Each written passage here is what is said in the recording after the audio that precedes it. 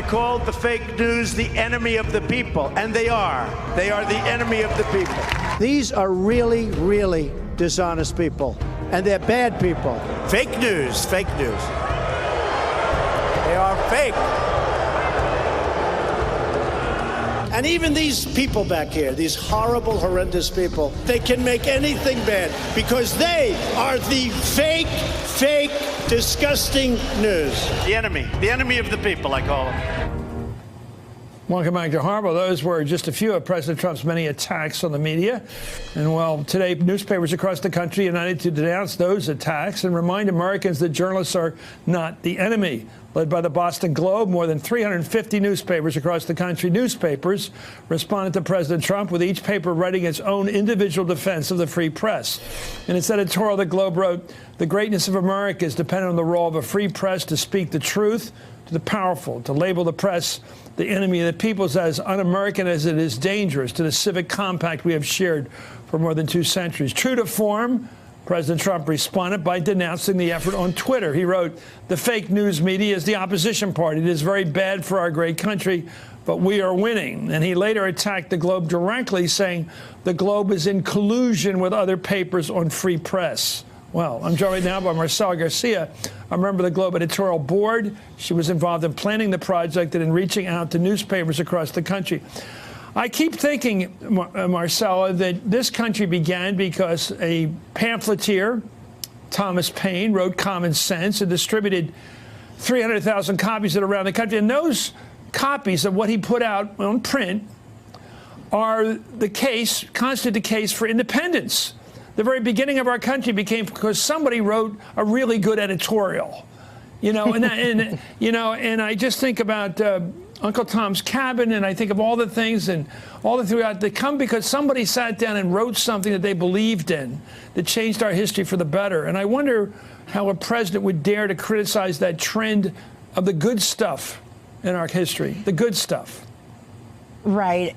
That's exactly what prompted us to do this. It was an alarming turn of events to have the president of the United States, your president, my president, saying these things about journalists, you know, calling them the enemy of the people. And it, you know, it really is a dangerous path there. And like you were saying, you know, historically, the media has always been attacked, has always been called biased, has always been sort of, you know, because we hold power accountable, right? It's kind of, you know, expected that presidents would call a media outlet or the media biased or, you know, against him or whatnot. But President Trump really did cross a line, and I think that's what prompted us to act. We felt we needed to do something. We felt we couldn't stand on the sidelines anymore, because if we don't do it, who else will stick up for the press? Well, as I mentioned, each newspaper was invited to provide its own defense of the free press today, reflecting its individual perspective. And the New York Times, a frequent target, of course, of President Trump's attacks, wrote, quote, "Insisting that truths you don't like are fake news is dangerous to the lifeblood of democracy, and calling journalists the enemy of the people is dangerous, period."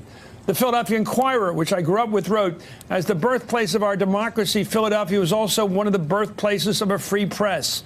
And the Inquirer, born not long after the country's own birth, proudly continues that legacy. In Kansas, the Topeka Capital Journal argued, "We're not the enemy of the people, we are the people." You know, I don't know, it's the enemy of the people part is particularly, to me, awful. Because it's one thing to have something clownish to say like fake news, which is a clownish statement. Sure. But Nixon, at his worst, said that the press were his enemy. Right. He didn't say they were the enemy of the people. He just said, exactly. I got to deal with these people. They're all a bunch of liberals. They don't agree with me. Or they don't like me. Personally, they don't like me because of what I've done all my life. But he never said they were the enemy of the people. This is worse. Exactly. Yeah, because that's exactly right. And that's what really we thought that a line had been crossed. And we just thought that we needed to do something collectively to stand up for the press, because and, you know, remind people of the stakes here. What's at stake? What's our role? Remind people of what we do, you know, beyond informing the public. What do? We hold power accountable, you know, and if we as an institution get undermined by these attacks, democracy suffer, and we all suffer. Can I shift to a religious topic? The Boston Red Sox lost last night in Philadelphia. A religious topic with you, I know. They lost to the Philadelphia totally Phillies. Fine. I just That's because they had a totally new fine. player, a guy named Ramos, who's a catcher. He went 3 for 4, 3 RBIs. I just want you to know you are not invincible up there in the hub of the universe. Just so you know that. That's okay. That's okay, Chris, because we're going to be winning again soon. So no worries there. Thank you so much, Marcelo Garcia. Thank you, Good Chris. sport. Hey there, I'm Chris Hayes from MSNBC. Thanks for watching MSNBC on YouTube. If you want to keep up to date with the videos we're putting out, you can click subscribe just below me or click over on this list to see lots of other great videos.